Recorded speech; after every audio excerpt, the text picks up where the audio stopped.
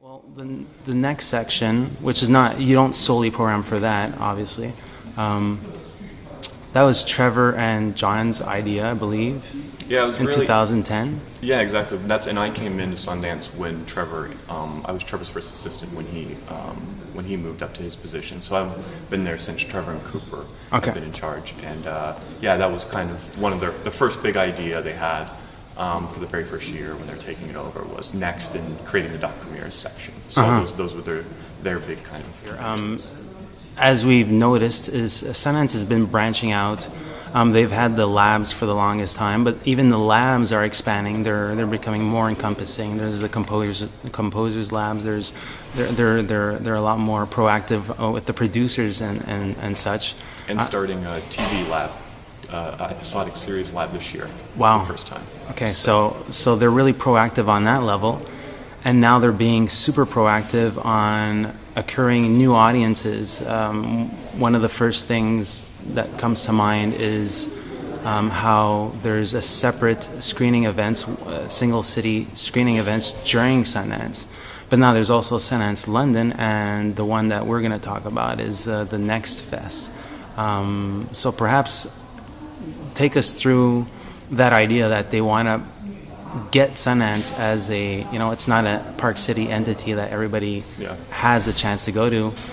How did that come into gear? Yeah. Well, it's definitely is a part of the festival, and even like the mission of Sundance. What people don't realize is that we have a mission statement where we talk about it's about nurturing artists, but it's also about nurturing audiences.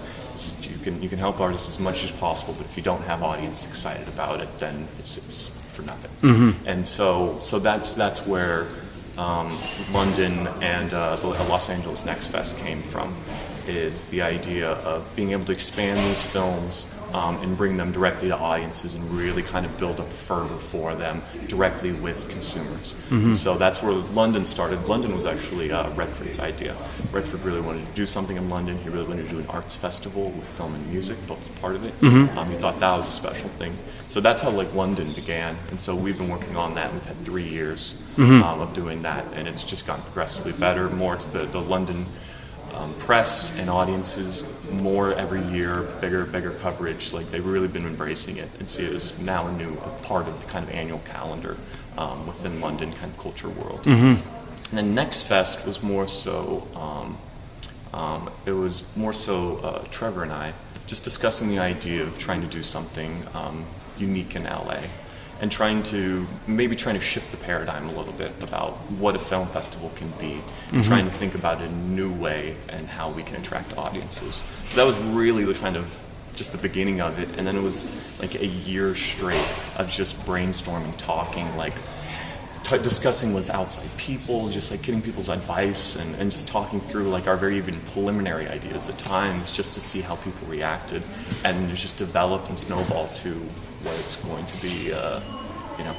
What I liked about the first edition, and I'd take the ballsy approach to say that 1 and 2, they're kind of like distant cousins in a way. Maybe you can confirm that or not. But what I liked about the first edition was that you weren't afraid to get films that had not previously played at Sundance. I think maybe that's the case for 1 or 2 titles. I don't remember which ones. Yeah. I'm thinking. Last year was 12 O'Clock Boys. We exactly. Premiered South by. Yeah. Stand Clear of the Closing Doors, and Fleischner's film from Tribeca, and then we had 2 world premieres. That's the fun thing about Next and how, and we all like to approach Next is. It breaks the rules. Like we don't like people to have any sort of set understanding of what they think Next is, and because I feel like people have those expectations when they come to the festival and a lot of the other sections and a lot of the films, and so with Next it's supposed to be this strange oddity that just is its own being, and so that was the first time. With Next Fest, so we were playing a film that premiered, or next weekend last year, the first version. That was the first time we ever played a film that premiered at South by Southwest. Yeah. It's the first time I went to South by Southwest to look for films. Wow. And so that was, and we like to kind of just break the stereotype of what that festival can be. And perhaps in a way, the second upcoming version, which I'd like for you to really detail and map out the concept, but also I wrote down as notes just the thematic plays and the creative sensibilities between people from different disciplines. So how did you look back at year one when you started thinking about what we want to do for year two? Not only the venues changed, but I think the formulas changed slightly. Attention is still given to individual films, which I really appreciate. I think back to a festival, I think it's Ebert's Overlooked Films, which is a 4-day thing, but it's also every film has their own spotlight. Yeah. Talk about the not the radical change, but that shift, if you will, and perhaps then that idea of creative sensibilities and how you match that with other artists. Yeah. It's within the first year we're definitely excited about the idea of coming into Los Angeles, coming into Hollywood, and doing a film festival that's based around provocative, unconventional art, and not coming in and doing this cast-heavy red carpet film festival. It was about kind of visions and like see if we and heavily curated. We only played 10 films last year. We like that idea of like really giving attention to these films and really kind of being able to focus them, each one of them, work on the publicity, work on interesting ideas for within each of those films, because it can get overwhelming if you give too much. And so we thought that was really simple. This year we knocked it from 10 films to 6 films, so we curated it even more.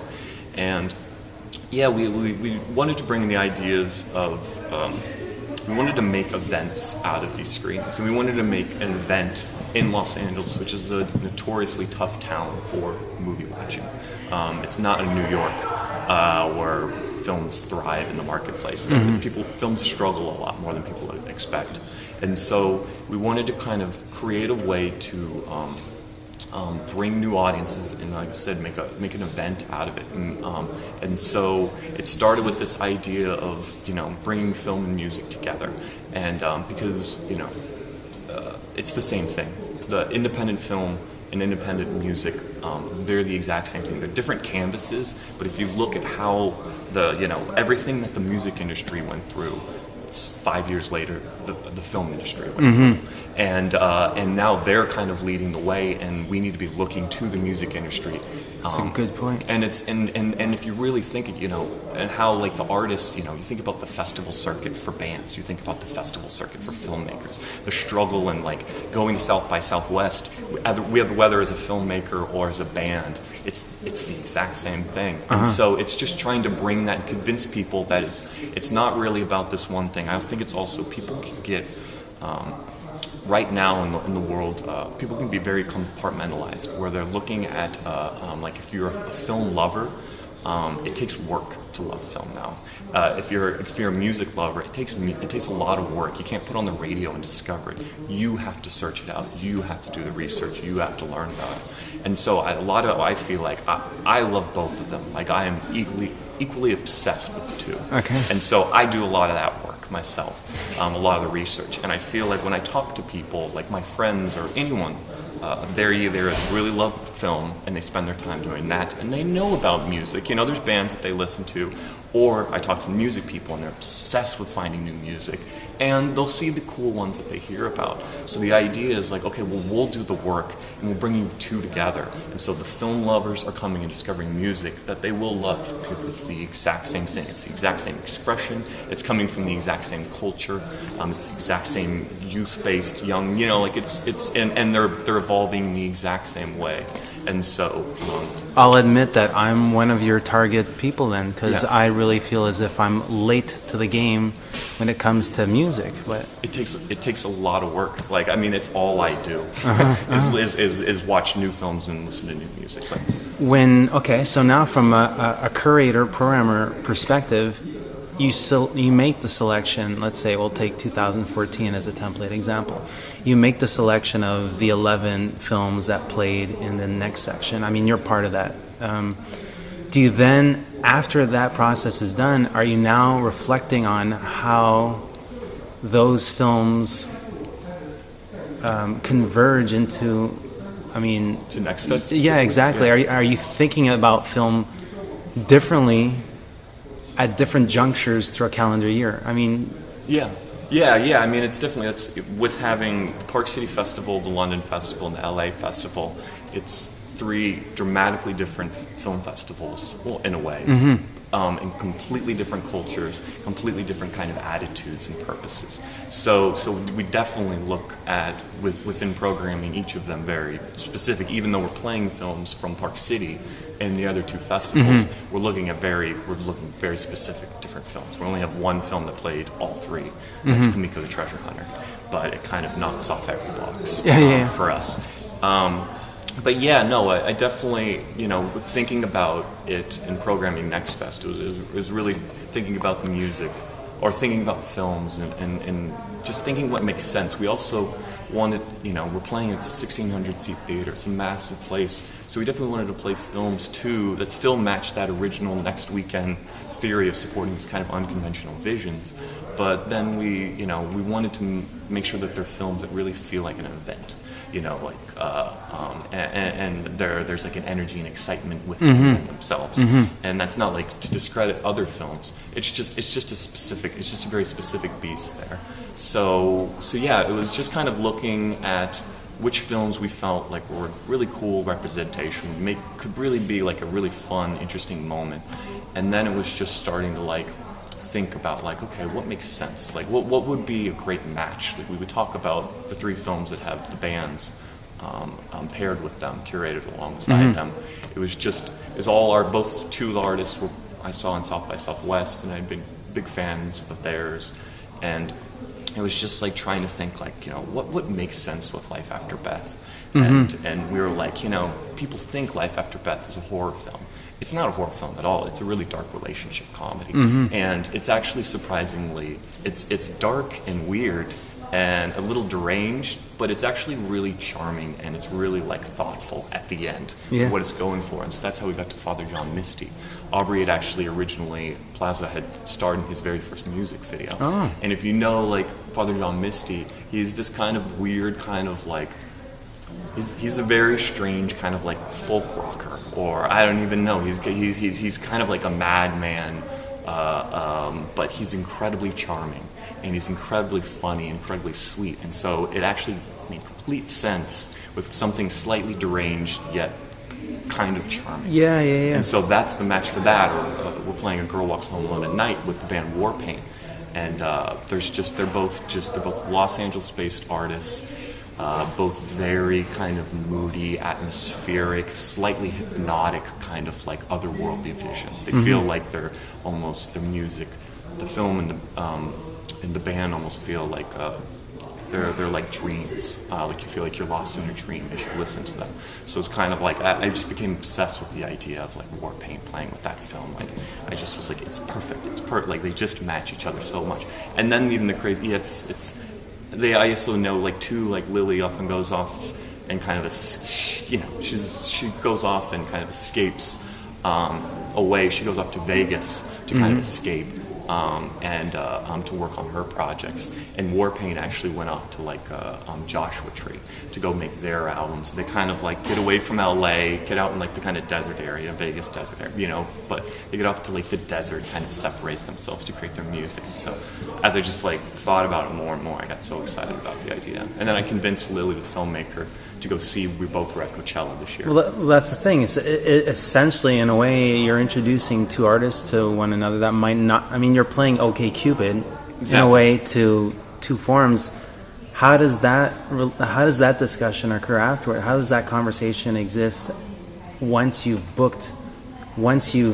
isolated those 2, and then you say, okay, well, I'm matching those 2 together. How does that conversation go? It's a 3-way conversation between you and those 2. Communication, talking with the filmmakers from the beginning. So I was talking through ideas. It's a different beast booking music than it is booking a film, especially for us.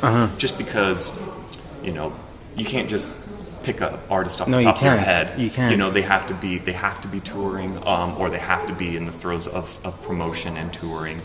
They have to be available. They have to be there. They have to. So logistically, it could be a freaking nightmare. Yeah, and so it's a lot harder to just be like, go to like a filmmaker and be like, who's your dream idea? And it's like, we'll get them. It's like, no, and we're not. We can't. we're not flying out a whole band here to do this thing. You know, we're still nonprofit, and so, you know, so it's just kind of a conversation where I would talk to the filmmakers about, like, you know, what do you like? We would just we would sit down and we just like talk about like ideas, like what, and it wasn't like I would ask for general ideas from them, but not like specifics, just to kind of see like what they thought made sense with the film, or what element of the film. With the film Imperial Dreams, we have this new, she's completely on the rise, R&B hip hop artist named Tinashe, and she's incredible. I saw her at South by Southwest. That won the audience award, I believe. And Imperial Dreams won the audience award. Okay. Exactly, and so that is yet to be picked up, from what I remember. It's yet to be picked up. Exactly. So this actually that's a part becomes an extra showcase. Exactly, I guess, in a way. and we want to show the possibility of this film, show the reach and the draw this film can have. And so with when I talked to Malik, the filmmaker of Imperial Dreams, there were very important things. His film is very much about Los Angeles. He was raised in Los Angeles. It's set in Watts, and it's about like an artist, a young writer who wants to kind of get out of the kind of his life in Watts and very tough circumstance, and like help his child. And so it's very much a story about like rising out of a tough place in Los Angeles. Tinashe, so we talked about, we really wanted the artist to be from Los Angeles too, because we wanted it to really kind of the night exemplify what's special about artists and Los that Angeles. DNA. Exactly. And so we talked about that, and then he talked about too, like, you know, his film's got a great heart, incredible lead performance from John Boyega, but we really felt like what we wanted and who we wanted to be there were young people from Watts in Compton, and so we wanted to find an artist that they would connect to. We're not looking for someone for, you know, their parents to go to. We feel like the most important to see it are young people who live in those neighborhoods to see, because the film is about like the success you can have, and so it just became that kind of discussion about something young, something from Los Angeles, something that would appeal to, you know, the neighborhoods that the film was shot in, and the youth that lived there. And so Tinashe, just, you know, I'm a big fan of hers, and she grew up she wasn't born, but was raised in Los Angeles and calls it her home, and she's just an incredible, new, exciting voice. So in reality, you're pulling from so many sources, not only having open discussions with the filmmaker, but you're touching upon geography, I guess. And thematics, and like, I mean, that gives you perhaps a wider range, but also there's nothing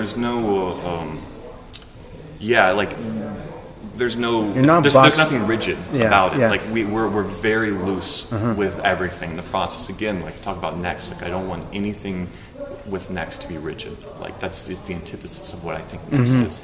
And so it's being very open and just kind of responsive, and just kind of trying to figure out what makes the most sense, and what makes it what's special. And so that's how we kind of attracted the musicians and worked on them. And then with the special guests for the conversations for the 3 films that premiere during the day, we have extended 45-minute or so conversation, so a long conversation.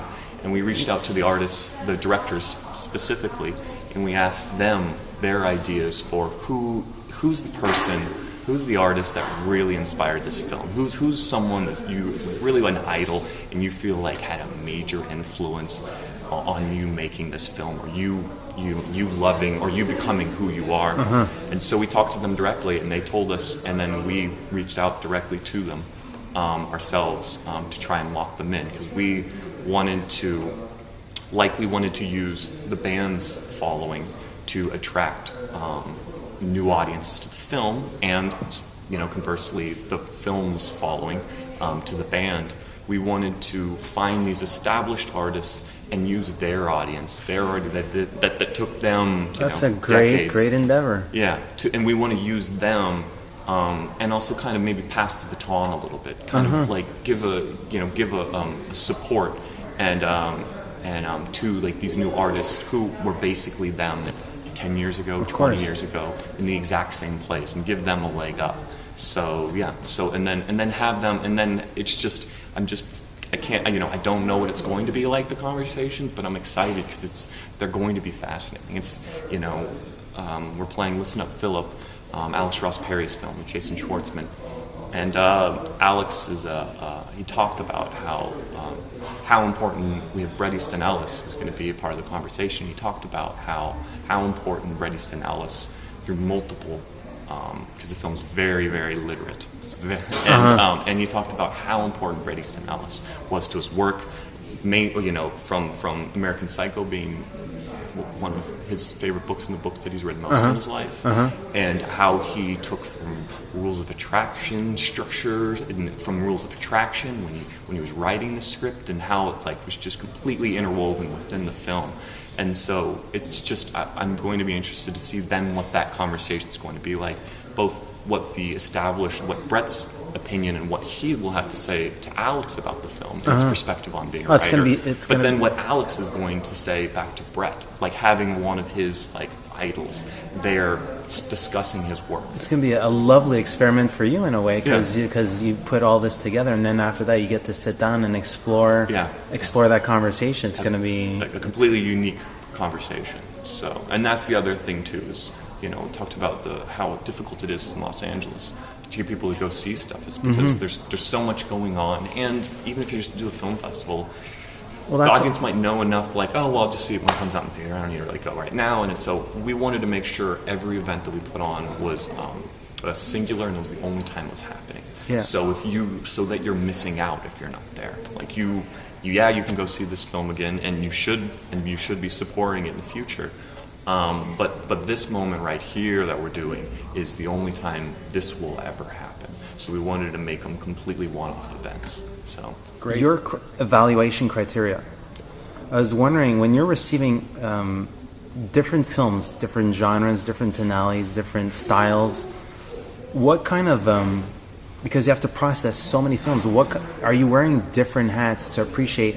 We'll take for example The Guest. That's a horror film, post-mumblecore-ish. I haven't seen it. Yeah, it's kind of a Carpenter, just kind of badass throwback. The film is most inspired by Adam Wingard, the director. Watched back-to-back Halloween and Terminator. Okay.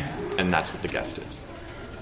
So you had a hand in perhaps programming that. I'm not sure, but I know that it's in the next fest. Yeah. It's selected there.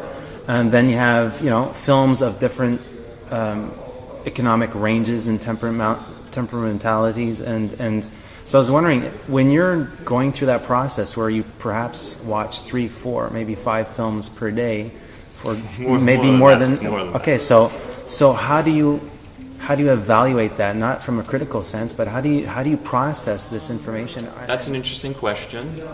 It's probably one I don't have a clear answer to, because there's no real answer. There's no real good way. By the time we're getting down, watching a lot of movies a day for many weeks straight. I don't have nights off. I don't have weekends off. I just watch movies, and I just am talking about the same movies with the same 8 people for 2 months straight. So there's no. I've never been given criteria of what I've been looking for. My bosses, no one has ever told me what I'm supposed to be looking for. I'm just supposed to know. And no one's told me how to figure it out. No one told them how to get through the process. Because there's no way you can't go through the process and not start to lose your mind a bit. But there's no real way to not do it that way. There's no better way to figure it out. Cooper always talks about that programming is an instinctual science, and so you are constantly practicing by watching and watching and watching, so and you're knowledgeable. But in the end, then you're using that to build up your instinct and trust your instinct. So it's just this weird thing. And when I'm looking at films, I don't find it to be a problem to be watching completely differing styles and budgets and of films back to back. I don't need to watch them. It's not like I watch all the midnight films at the exact same time or leave them to the same time. They're constantly mixed up. I might be a little bit more conscious when I'm deciding what's the next film I'm going to watch. Just be like, oh, man, that was a really heavy one. I'm going to watch maybe a lighter one next. But when to judge a film is not only the two criteria that I've decided for myself, and I think it's maybe how most people do, but you're looking for someone's ability to articulate their vision, but you're also judging what they're trying to make. You're trying to. It's so when I'm looking at a film, it's not just like. You have to judge it on its own terms. You're just judging it solely on what it's trying to be and how effectively is it articulating that. So a non-stop film, as soon as the next one starts, it's just let's start over and start studying and just staring at this film and try to I'm just breaking it down in my head, intensely watching it. And it's just like, what does this film think it is? And how well am I understanding that? How well is that coming across to me? And that's just how you kind of have to approach it. So because you see so many films, and I imagine you probably addressed this before in the media or maybe the other programmers, what's your major pet peeve when it comes to the films that you receive? Like perhaps it has something to do with just the packaging, or like what's your major pet peeve from submissions, the tons and tons of submissions? What's like, oh, come on, guy or girl, or interesting question. I mean, the thing that I'm always, it's just, are they trying to do something new? And that's, I don't, maybe that's a little bit more conceptual and big, but it's just when I watch a film, it's just what engages my interest and my taste, and that's usually someone doing something new. It doesn't have to be experimental. It could just be a twist or a turn of perspective, and that could be enough. And if they're holding on to that tightly, then that's then I become fascinated. I feel like you go through experiences where you're at film festivals, and film festivals are exhausting, and it's a crazy thing to be. I'm sure you experience this, covering all these films because you're so exhausted and you're sitting in this warm, dark theater in a soft seat, and it's hard times like in the past, to not just be like tired because you're just up late watching movies and to like make it through a movie, and sometimes it's in the films that lose your attention are the films that aren't making your brain work at all, and it's not like nothing's connecting in your brain. But then like sometimes at festivals I'll be like exhausted all day, just barely making it through any movie, and then I'll decide to go see this movie at midnight, and I'll be like, oh my god, it's a 2-hour movie, there's no way I'm gonna make it through it. But if the movie's good, I'm awake through the whole thing, and it's just that engagement. Charlie, I cannot count the number of times that's happened to me. I've had so many happy accidents, and like I've seen things at the Holiday Village at 11:59.